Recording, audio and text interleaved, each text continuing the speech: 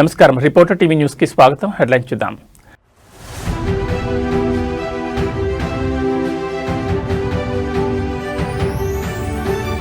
చంద్రబాబు ఢిల్లీ పర్యటన ఖరారు. పోలవరం, అమరావతి నిధులపైనే స్పెషల్ ఫోకస్.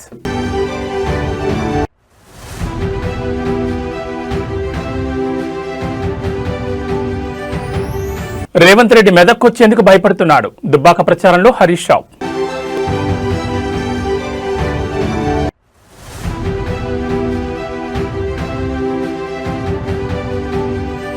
ఏపీలో మళ్లీ బర్డ్ ఫ్లూ కలకలం. ప్రభావిత గ్రామాల్లో అప్రమత్తమైన అధికార యంత్రాంగం.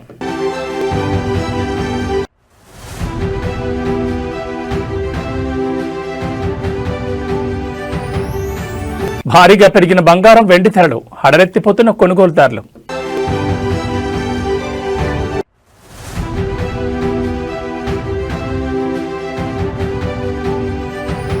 భారత్ పాక్ మ్యాచ్ పై వేడిన ఉత్కంఠ. పీసీబీకి ఐసీసీ 24 గంటల గడువు. ఇక వివరాలు చూస్తే, అభివృద్ధి పనులకు నిధుల సమీకరణ, ఆంధ్రప్రదేశ్ రాష్ట్ర ప్రయోజనాలే లక్ష్యంగా ఇవాళ సీఎం చంద్రబాబు హస్తలకు వెళ్తున్నారు. ఇవాళ రాత్రి 7:20 గన్నవరం విమానాశ్రయం నుంచి బయలుదేరి రాత్రి 9:35 ఢిల్లీ చేరుకుంటారు. రాత్రికి ఢిల్లీలోని వన్ జన్పద్ నివాసంలో ఆయన బస చేయనున్నారు. రేపు ఉదయం నుంచి కేంద్ర హోంమంత్రి అమిత్ షా, కేంద్ర ఆర్థిక మంత్రి నిర్మలా సీతారామన్, ఇతర కీలక శాఖల మంత్రులతో వరుస సమావేశాల్లో పాల్గొనున్నారు.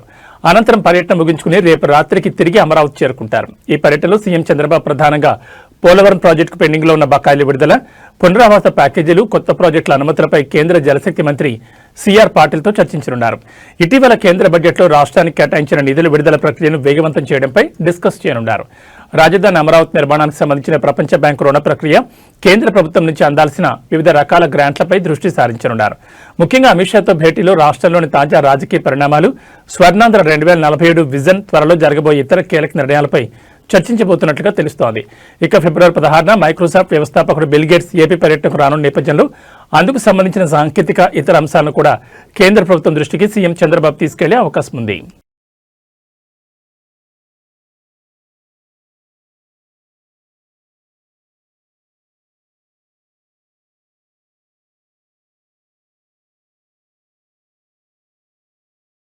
ఏపీ ముఖ్యమంత్రి చంద్రబాబుపై అనుచిత వ్యాఖ్యలు చేసిన కేసులో ఇప్పటికే రాజమండ్రి జైల్లో రిమాండ్ ఖైదీగా ఉన్న మాజీ మంత్రి, వైసీపీ నేత అంబటి రాంబాబుకు ఉచ్చు మరింత బిగిస్తోంది. గత ఏడాది నవంబర్ 12న మెడికల్ కాలేజీల పీపీపీ విధానాన్ని నిరసిస్తూ ధర్నా చేసిన సమయంలో భారీ కేడ్లను తోసుకుంటూ పోలీసులతో ఆయన దురుసుగా ప్రవర్తించారు. దీనికి సంబంధించి పట్టాభిపురం పోలీస్ స్టేషన్లో అంబటిపై కేసు నమోదైంది. ఈ కేసుకు సంబంధించి అంబటిని విచారించేందుకు పట్టాభిపురం పీఎస్ పోలీసులు గుంటూరు కోర్టులో ఉన్న పీటీ వారెంట్ దాఖలు చేశారు. ఈ వారెంట్పై కోర్టు ఈ రోజు తీర్పును వెలువరించనుంది. అంబటిపై మరిన్ని కేసులు కూడా నమోదయ్యాయి. ఈ అన్ని కేసుల్లో ఆయనపై పీటీ వారెంట్లు దాఖలు చేసే అవకాశం ఉంది. మరోవైపు చంద్రబాబుపై వ్యాఖ్యల కేసులో గుంటూరు కోర్టులో అంబటి బెయిల్ పిటిషన్ వేశారు. ఈ పిటిషన్పై కూడా ఈ రోజు కోర్టులో విచారణ జరగనుంది. దీనికి తోడు Ambati police custody petition, Rajahmundry central జైల్లో అదనపు సౌకర్యాల కోసం వేసిన పిటిషన్లపై కూడా ఈ రోజు విచారణ జరగనుంది. అంబటికి సంబంధించిన 4 పిటిషన్లపై విచారణ ఉండడంతో ఆయనను రాజమండ్రి సెంట్రల్ జైలు నుంచి గుంటూరుకు తరలిస్తున్నారు.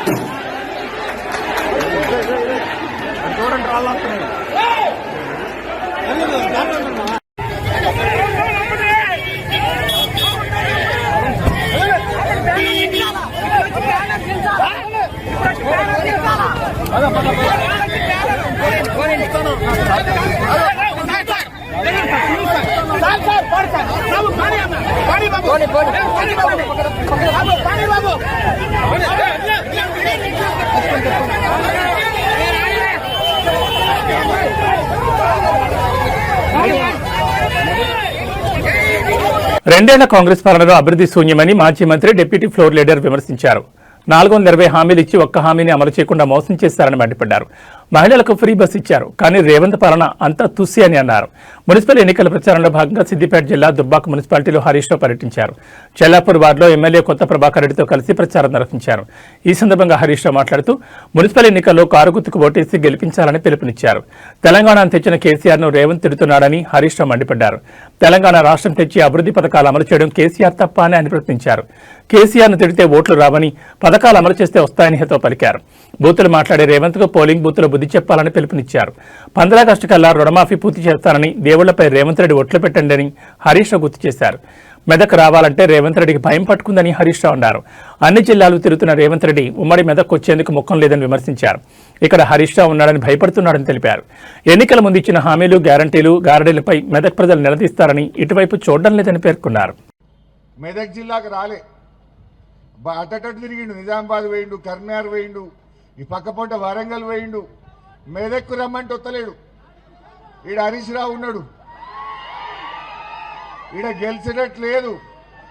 కాంగ్రెస్ వాళ్ళు రమ్మన్నారట మెదక్కు. రమ్మంటే రేవంత్ రెడ్డి మీ ముఖానికి ఒక్కటి కూడా గెలిచేటట్లేదు రా, వచ్చి నాయిచ్చేది పోతుంది, నేను రాను మెదక్ అన్నాడు. చుట్టూ తిరిగిడు తప్ప మెదక్కు రాలే.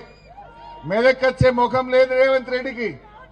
మెదక్ వస్తే మా ఏడుపాయలు అమ్మవారు ఊకుంటుందా? మా కొమరెల్లి మల్లన్న ఊకుంటాడా? నువ్వు దేవుణ్ణి ముఖ్యమంత్రి రేవంత్ రెడ్డిపై బీఆర్ఎస్ ఎమ్మెల్యే కేటీఆర్ చేసిన అనుచిత వ్యాఖ్యలను వరంగల్ పశ్చిమ ఎమ్మెల్యే నాయన్ రాజేందర్ రెడ్డి ఖండించారు. కబ్జా స్థలంలో కూర్చొని అవినీతి గురించి మాట్లాడడం సిగ్గుచేటని మండిపడ్డారు. జైలుకు వెళ్లే రోజులు దగ్గర పడడంతోనే ముఖ్యమంత్రిపై కేటీఆర్ అసహనం వ్యక్తం చేస్తున్నారని ఆరోపించారు. గతంలో ఇచ్చిన హామీలను తొంగలో తొక్కి ఇప్పుడు అబద్దాలతో ప్రజలను మోసం చేస్తున్నారని విమర్శించారు.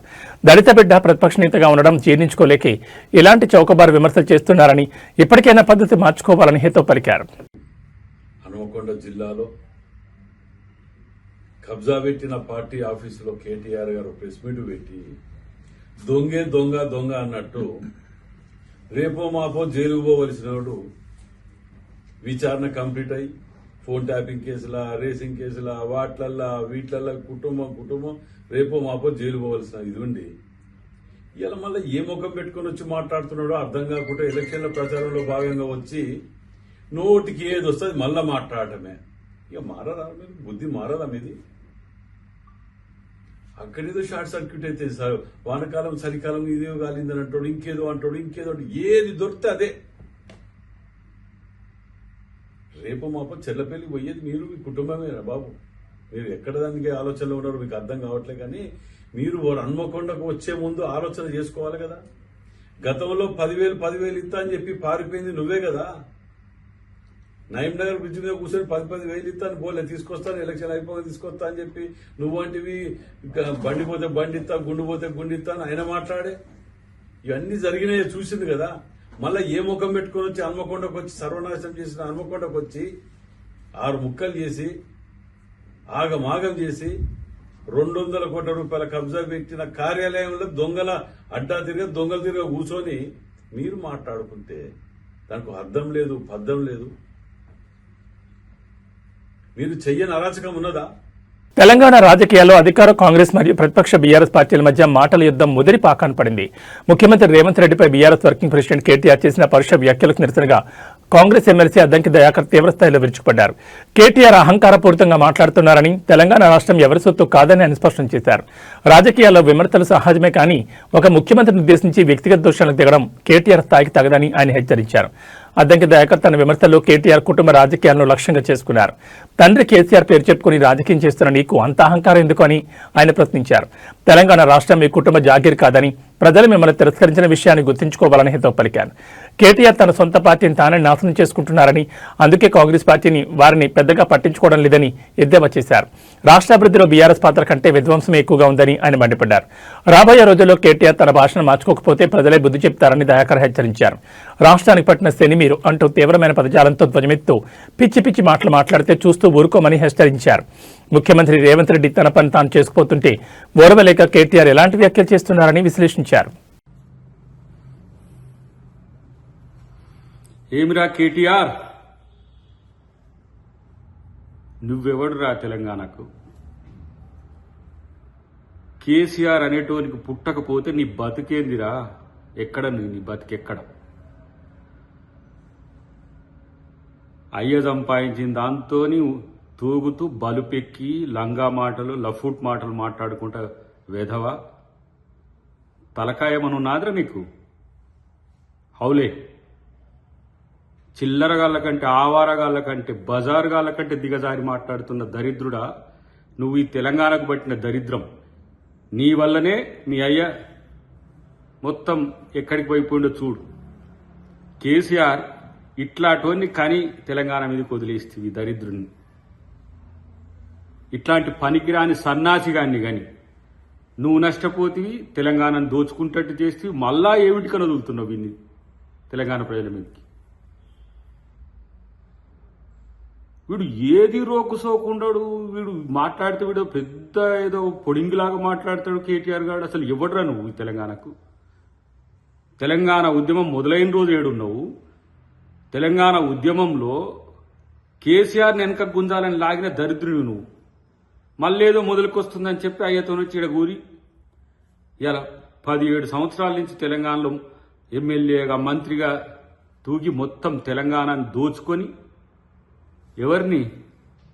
ఎవరితో కలిసి ఉన్నావు నువ్వు? నీ బతికేంటిది? మొత్తం లంగ పనులు చేసుకుంటా, దొంగ పనులు చేసుకుంటా, ఫోన్ ట్యాపింగ్లు చేసుకుంటా. అసలు కనీసం తెలంగాణ గడ్డ మీద కాదు, ఈ భూమి మీద కూడా ఉండే పరిస్థితి లేదు నీకు అసలు. ఇట్లాంటి ఫాల్తు గాడి అలా తెలంగాణకు ప్రతిపక్ష నాయకుని కొడుకైంది. ఆ ప్రతిపక్ష నాయకుడు అంటే ఆయనకు నోరు ఉండదు. అప్పుడేమో తెగ్గ పొడింగి మాటలు మాట్లాడతాడు. అధికారం పోగానే జూప్ చప్ మళ్ళీ చిల్లరగాళ్ళను బయటికి వెళ్ళగలుగుతాడు. ఖమ్మం జిల్లాలో సాగునీటి కోసం రైతన్నలు రోడ్డెక్కారు. కొణిజర్ల మండలం గుబ్బగుర్తి వద్ద రహదారిపై రాస్తారోకు దిగారు. సాగునీరు లేకపోవడంతో పంటలు ఎండిపోతున్నాయని వెంటనే సాగునీటిని అందించి పంటలను కాపాడాలని డిమాండ్ చేశారు.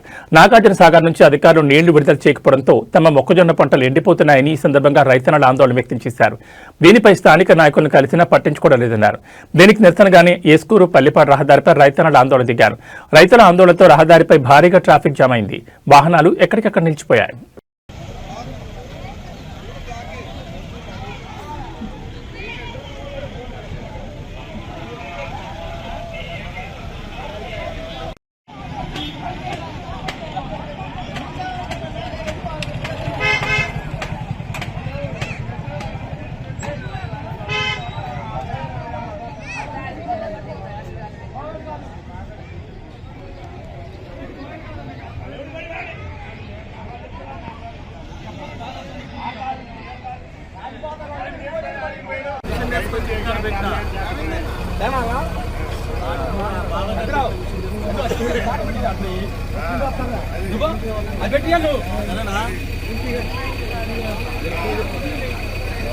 కరీంనగర్ జిల్లాలో ఎన్నికల వేడి తారాస్థాయికి చేరింది. మున్సిపల్ ఎన్నికలు కూడా అమల్లో ఉండడంతో అధికారులు నిబంధనలను అత్యంత కఠినంగా అమలు చేస్తున్నారు. ఈ క్రమంలోనే కరీంనగర్ వేములవాడ ప్రధాన రహదారిపై ఒక ఆసక్తికర సంఘటన చోటు చేసుకుంది.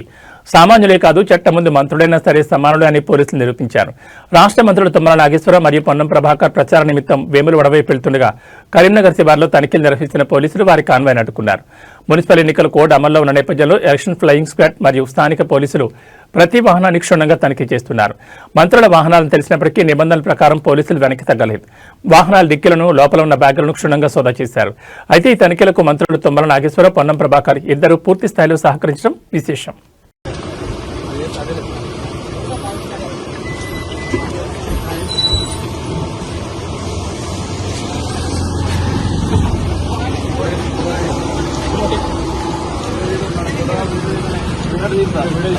ఏపీలో మరోసారి బర్డ్ ఫ్లూ కలకలం రేపుతోంది. చిత్తూరు జిల్లా పరిధిలోని సదు మండలంలోని పలు గ్రామాల్లో వైరస్ పంజా విసురుతోంది.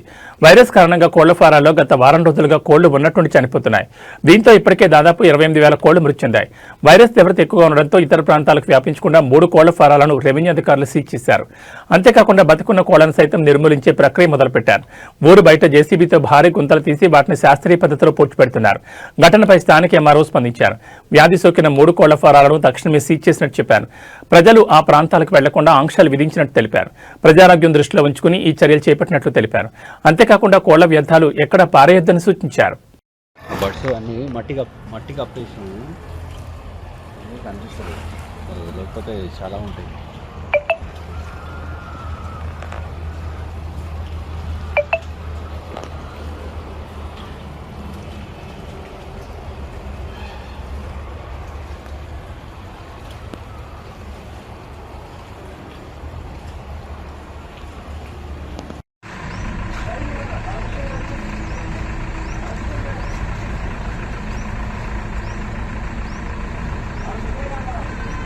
Ready sir. గేట్ పెట్టించేసి అది రాగానే గేట్ పెట్టేసాను. సార్ వాళ్ళ గేట్ క్లోజ్ చేయండి.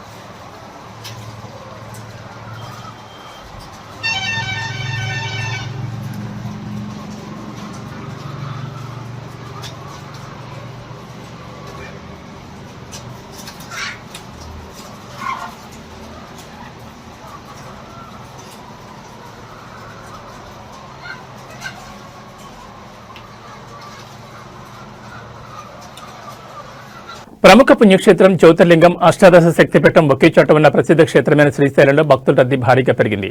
మహాశివరాత్రి బ్రహ్మోత్సవాలు ప్రారంభమవగా శివస్వాములు భక్తులు తమ మొక్కులు తీర్చుకునేందుకు శ్రీశైలం దేవస్థానం క్యూ కట్టారు. వేకోజాము నుంచి స్వామి అమ్మవార్ల దర్శనానికి భక్తులు బారులు తీరారు.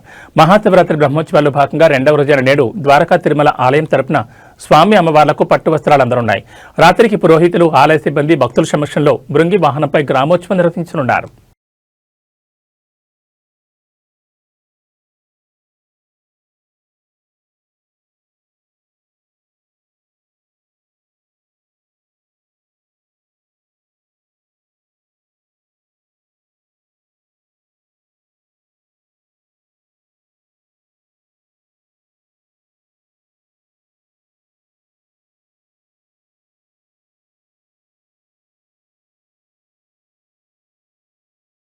కొమరంభీం ఆసిఫాబాద్ జిల్లా అటవీ ప్రాంతాల్లో మరోసారి మావోయిస్టుల కదలికలు తీవ్ర కలకలం రేపుతున్నాయి. పొరుగు రాష్ట్రమైన మహారాష్ట్రలోని గడ్చిరోలి ప్రాంతాల నుంచి ఓ మావోయిస్టు దళం జిల్లాలోకి ప్రవేశించినట్లుగా నిఘా వర్గాలకు సమాచారం అందింది.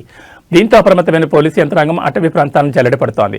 ఆసిఫాబాద్, తిర్యానీ మండలాల సరిహద్దు అటవీ ప్రాంతాల్లో మావోయిస్టులు సంచరిస్తున్నట్లు పక్కా సమాచారం అందడంతో గ్రేహాన్స్ బలగాలు రంగంలోకి దిగాయి.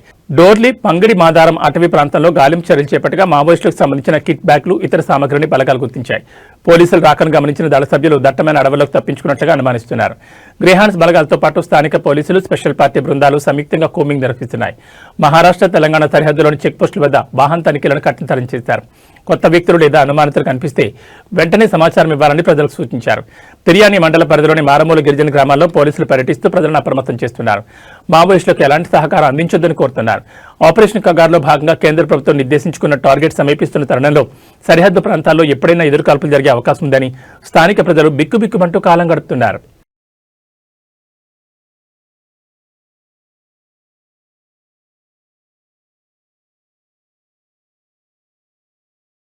ముందస్తు అనుమతి లేకుండా విధులకు గైర్హాజరవుతూ చర్యాల మున్సిపల్ ఎన్నికల బరిలో నిలిచిన తన భార్యకు మద్దతుగా ప్రచారంలో పాల్గొన్నట్లు ఆధారాలతో రుజువు కావడంతో సిద్దిపేట జిల్లా కొమరవెల్లి పోలీస్ స్టేషన్లో విధులు నిర్వహిస్తున్న కానిస్టేబుల్ కె రమేష్ ను ఉన్నతాధికారులు సస్పెండ్ చేశారు.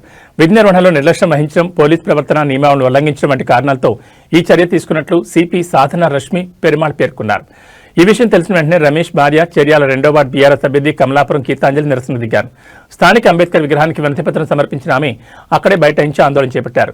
ఈ సందర్భంగా గీతాంజలి మాట్లాడుతూ తమ ప్రత్యర్థికి ఓటమి భయం ఉండడంతో అధికార బలాన్ని ఉపయోగించి తన భర్తను సస్పెండ్ చేయించారని ఆరోపించారు. తాను నామినేషన్ దాఖలు చేసినప్పటి నుంచి ఎన్నో ప్రలోభాలు చూపించి పోటీ నుంచి తప్పించేందుకు ప్రయత్నించారని, అంగీకరించకపోవడంతో చివరికి ఇలా కక్ష సాధించారని ఆమె విమర్శించారు.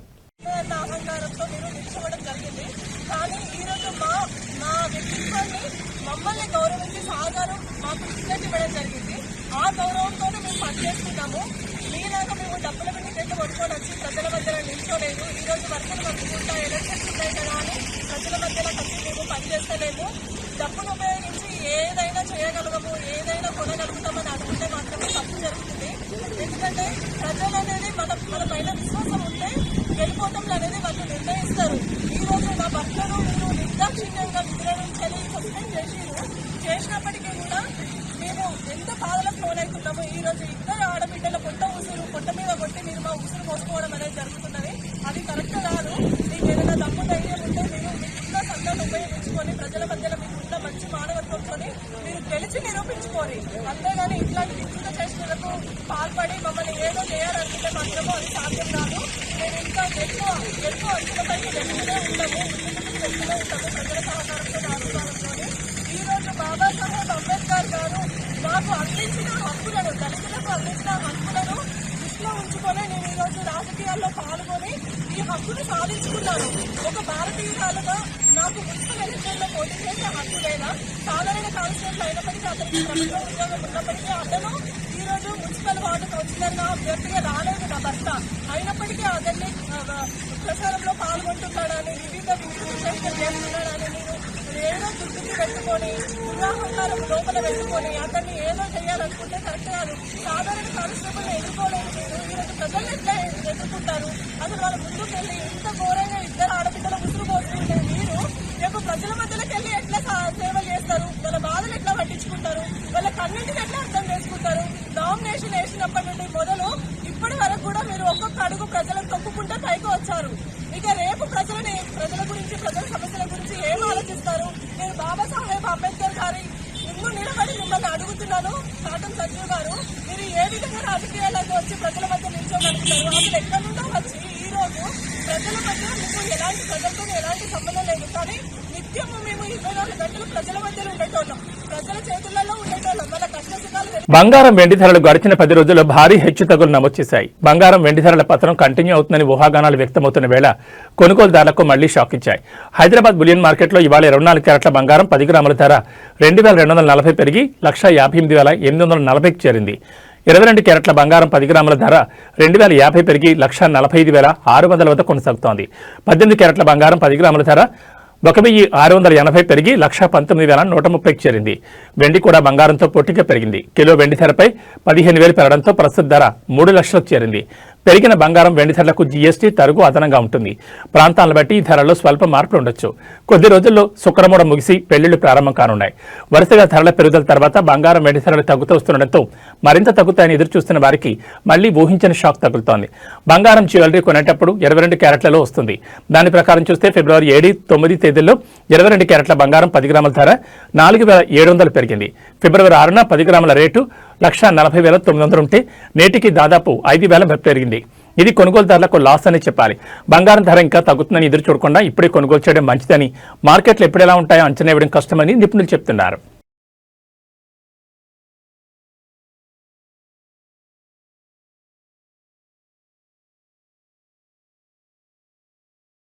T20 ప్రపంచ కప్ 2026లో అత్యంత ఆసక్తికరమైన భారత్ పాకిస్తాన్ మ్యాచ్ నిర్వహణపై హైడ్రామా కొనసాగుతోంది.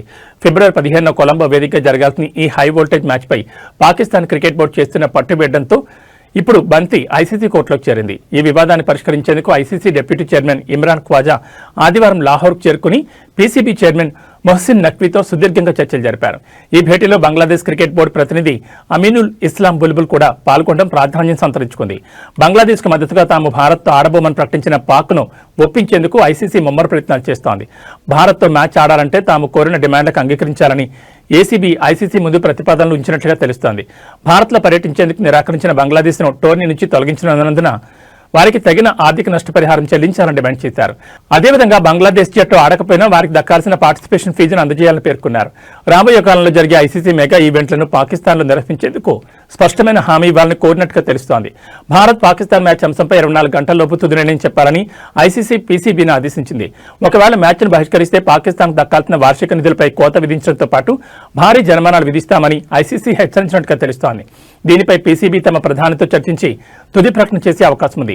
మరోవైపు శ్రీలంక క్రికెట్ బోర్డు కూడా ఈ మ్యాచ్ నిర్వహణపై ఆశగా ఉంది. భారత్ పాక్ మ్యాచ్ రద్దయితే తమకు భారీగా ఆదాయం తగ్గుతుందని ఆందోళన వ్యక్తం చేస్తోంది.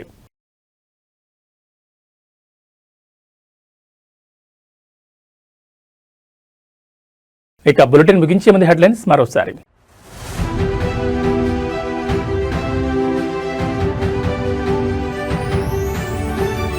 చంద్రబాబు ఢిల్లీ పర్యటన ఖరారు. పోలవరం, అమరావతి నిధులపైనే స్పెషల్ ఫోకస్.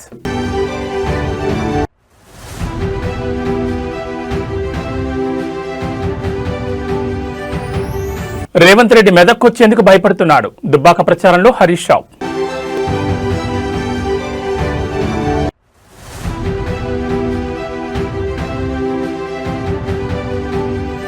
ఏపీలో మళ్లీ బర్డ్ ఫ్లూ కలకలం, ప్రభావిత గ్రామాల్లో అప్రమత్తమైన అధికార యంత్రాంగం.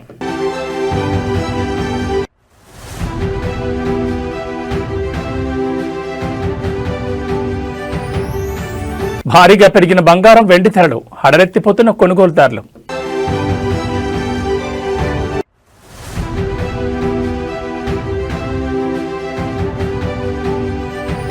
భారత్ పాక్ మ్యాచ్ పై వేడిన ఉత్కంఠ, పీసీబీకి ఐసీసీ 24 గంటల గడువు. ఇవి బులెటిన్ విశేషాలు. నమస్కారం.